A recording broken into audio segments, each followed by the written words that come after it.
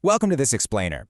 Look, we're diving straight into a massive mystery that basically every large organization has to wrestle with, pinpointing exactly where they're losing their most valuable asset, their people. If you've ever stared at a company's turnover rate and wondered what the heck is actually going on beneath the surface, well, you're in the right place. Today, we're taking a highly targeted framework pulled straight from our source data and using it to completely decode the geography of employee turnover. The central question driving our investigation today is this: which location had the highest drain of talent? It's pulled right from our source material, and honestly, I love how blunt it is. It's the ultimate whodunit for HR leaders and executives. In any massive organization, people are leaving every single day. But here's the catch: they don't leave uniformly.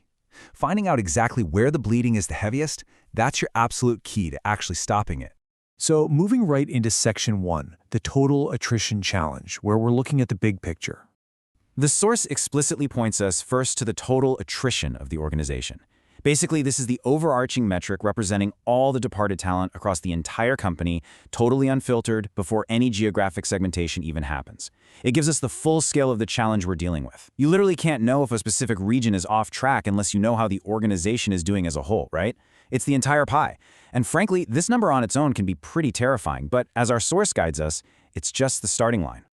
Our source material outlines an incredibly clear investigative framework here, moving methodically from the macro level straight down into the localized data. Step 1, we establish that total attrition we literally just talked about.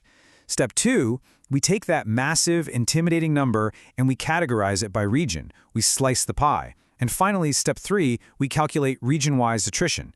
It sounds like a simple three-step process, but this is absolutely the bedrock of organizational analytics. You would be shocked at how many companies totally skip Step 2 and just panic at Step 1. Okay, on to Section 2, finding the talent drain, or the geographic search. Now, this brings us to a highly evocative and honestly urgent concept straight from our source: the drain of talent. Notice we aren't just looking for turnover, we're hunting for a drain. That completely reframes how we look at the data. It takes it from being just a dry, passive stat sitting on a spreadsheet to something severe. A drain implies an active threat to the business, like a leak that's actively sinking the ship. It creates this real sense of urgency that demands immediate action. So, the crucial point here is that we have to shift our focus from a vague company-wide viewpoint to isolating and investigating specific attrition region-wise. Think of total organization attrition as a thermometer. It tells you the company has a fever. But attrition region-wise, that's the MRI. That tells you exactly where the infection is located. By pitting the overall average against the specific regional performance, those problem outliers instantly pop out at you. To actually find those outliers, the source lays out these core investigative objectives. First up, we must ensure the data is strictly categorized by region. No messy data, no blurred lines between territories. Second, calculate the total attrition region-wise. And third, pinpoint the specific location with the absolute highest drain. By executing these specific objectives, we can isolate the exact locations acting as the prime suspects in our talent drain mystery. We move from just guessing to knowing exactly which office, state, or country is bleeding talent the fastest. That brings us to Section 3, tracking the time frame ratios, uncovering the temporal clues. Here the source directs us to calculate the attrition ratio across 3 exact timeframes: 1 month for monthly, 3 months for quarterly, and 12 months for yearly. And why a ratio? Well, because raw numbers can lie, but ratios tell the truth.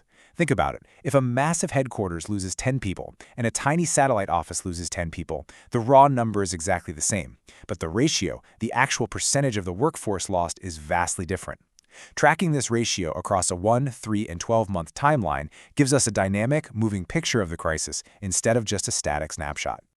Applying this ratio methodology across these specific timeframes lets us diagnose the exact type of problem we're looking at. For instance, a sudden spike in the monthly ratio, that indicates an immediate shock or some localized event causing a rapid drain of talent.